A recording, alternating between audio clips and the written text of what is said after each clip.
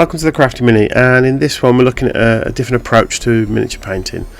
Now, in terms of technical stuff, there's lots of things out there, different ways of physically putting the paint on the model or using different tools to give different effects and things like that. And that's not what this video is actually about. This is something just came to me when I was looking at the miniature. I will caveat it with saying that I'm sure there's other people who do this when they're painting the miniatures, whether they know it or subconsciously anyway. So I'm not saying that this is a big new amazing thing, but it's just something that came to me when I was looking at the Mini, because I really liked the sculpt on it when I ordered it. It's a bit different. It's this, as you can see here, this rather large pot-bellied knight or lord.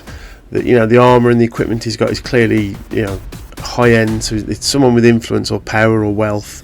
But then there's this weird, he's like holding like a mace, very heavily on, but then there's this weird sort of wing that's come out the back and wrapped around him a little bit, and the armour plating and the fact that the miniature's got like this strange death mask almost that hides his true identity. It's a very interesting and evocative miniature, and that's why I ordered it. But I had it there on the desk on the paint handle, and I wasn't sure what colour to paint. And as I was just sort of looking at the miniature, I started just jotting down little things. And that's the idea of this video, is that sometimes maybe come up with a narrative approach and let that inform you on how you're going to go ahead and paint it. So a bit of a shorter video this will be, but what I'll do now is I'll go through sort of like my thought process while I was looking at the miniature, and you can see how that led into the colours that I'm choosing and the reason I paint the miniature the way I have. So the initial ideas came from mainly the fact that he's got, as I say, he's got this wing that you'll see in the footage that juts out just on the one side of him. So I was playing around with the idea of, well, is he a vampire or a half vampire, or maybe he's been afflicted with some sort of curse or a half demon or something like that. There's basically a reason why this one wing has popped out the back of his armour, and the fact, you know, it's not on the other side, and there's actually nothing else on the miniature that denotes that there's something strange or otherworldly about this seemingly humanoid looking person. There's also an argument there that with the mask maybe the character's hiding something behind it as well. And then there's little details like on the actual wing, it looks like there's been panels of the same sort of armour that you see on the shoulders and on the breastplate. It's the same style of armour, but it's been nailed physically through whatever this wing is, in order to use it almost like a shield. And so I started to make notes on this and jot little things down, and then eventually I came up with the idea that this is some sort of lord who's been afflicted with a curse and is actually slowly changing over time into this sort of demonic form, and that's why this wing's sprouting out. That's why he has to cover his face. It's also why the armour is extremely tight and it's bulging in areas, because it's having to contain this sort of evil entity within him. And also that maybe because of it's extremely well made armour, and quite ornate really, considering how simple the panels are and things. Maybe like it's infused with some sort of magic that helps him contain this inner creature that will eventually just take over. And it's the idea was that this hero, this person, is basically will eventually fully turn, but for now he's trying to fight it back and hold it back, and by doing that he's making a point of going out there and helping people and trying to do the right thing, maybe as like a weird sort of Constantine trying to buy your way into heaven or whatever it might be. Another little note here as well is maybe it's like a family curse, and this is like the last of that line of this noble family that have all been afflicted with this, and this particular person has decided it's not going to define them, and so they'll fight for as long as they can, and that's why they've got this like magically infused armour, and it is slowly just eating away at the person. Gives a nice little sort of tragic sort of backstory to them then, you know, things like that. And then basically off that, I then started thinking, well, it's got to be particular colours. What do I want it to look like? And then with the sort of the vampire theme in particular was in my head, and the armour. For those who've seen the film, Bram Stoker's Dracula, I think it's Francis Ford Coppola.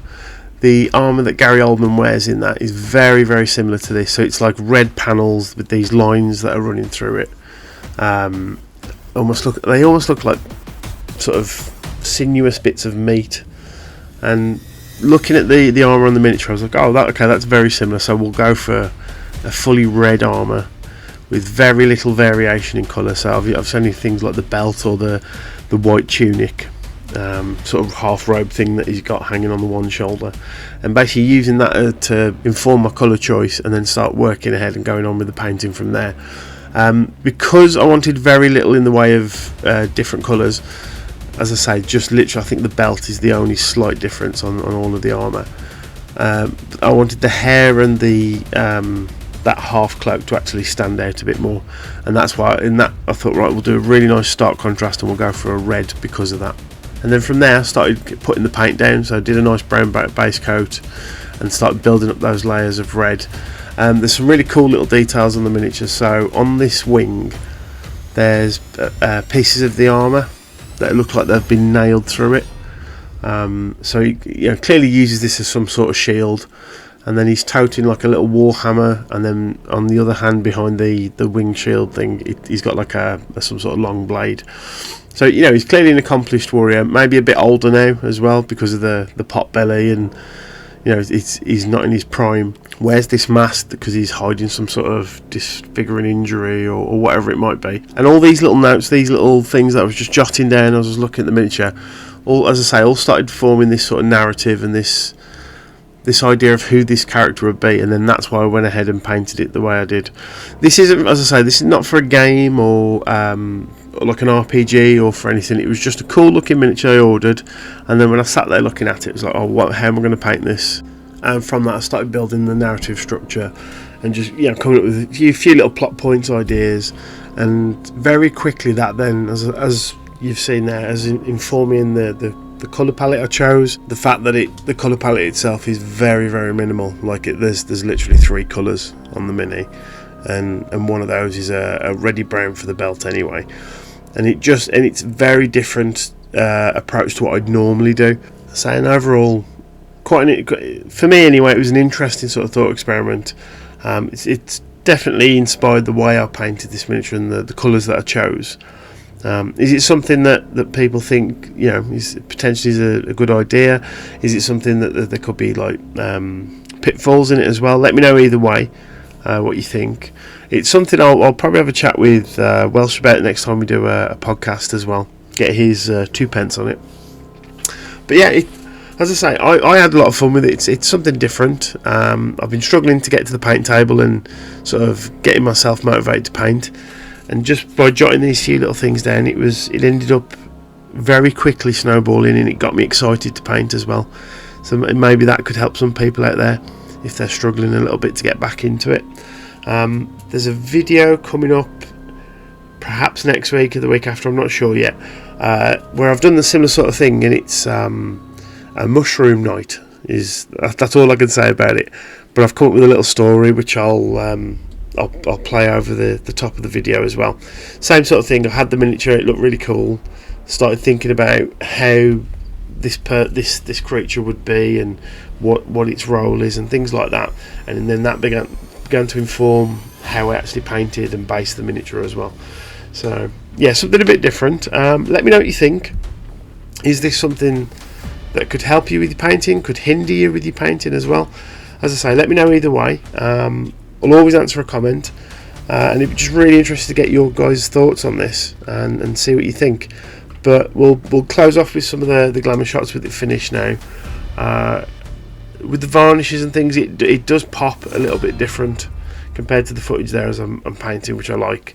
And as I say, just a really interesting thought process, and the main thing is it got me back painting again, which is for me is always a win, especially when I've had a little bit of time off. So thank you very much for watching, and we'll see you all on the next one. Cheers.